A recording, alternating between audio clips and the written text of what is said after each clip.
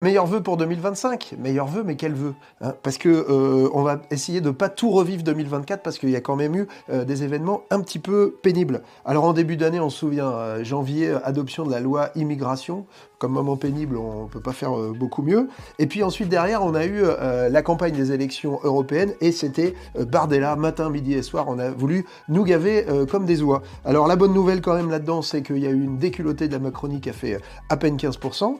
Et puis on se souvient, bah oui, le soir même, dissolution, Emmanuel Macron, il en parle à personne. Pourquoi il fait ça? Parce qu'il espère peut-être que Bardella va finir Premier ministre s'il y a une dissolution et que le RN gagne les élections législatives.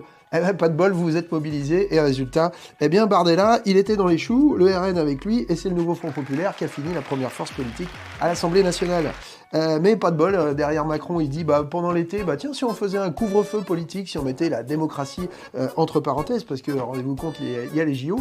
Du coup, il a refusé de nommer Lucie Castet, qui était la candidate du nouveau Front Populaire, et puis on se retrouve à la rentrée en septembre avec Barnier. Alors Barnier, c'est quand même le type qui vient de LR. LR, ils viennent de faire 5% aux élections, et c'est quand même lui qui est choisi pour être Premier ministre. Alors, le fameux socle commun sur lequel il pouvait s'appuyer, le problème c'est qu'il y avait Attal, vous voyez dans son regard ici, et son petit sourire narquois, qu'il n'a pas eu du tout envie de l'aider finalement pendant l'examen du budget, un budget ultra austéritaire, résultat, au revoir Barnier dès le mois de novembre avec la motion de censure, et puis du coup qu'est-ce qu'on retrouve en décembre?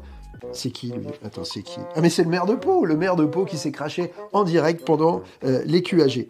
Alors voilà, 2024, on s'attendait pas forcément à grand chose, mais c'était pire que tout, et je sais pas si vous avez remarqué, en conclusion, c'est que le point commun à tous ces événements pénibles, c'est qu'à chaque fois, il y a Macron. Donc si je peux vous souhaiter quelque chose pour 2025, c'est au revoir président, quoi.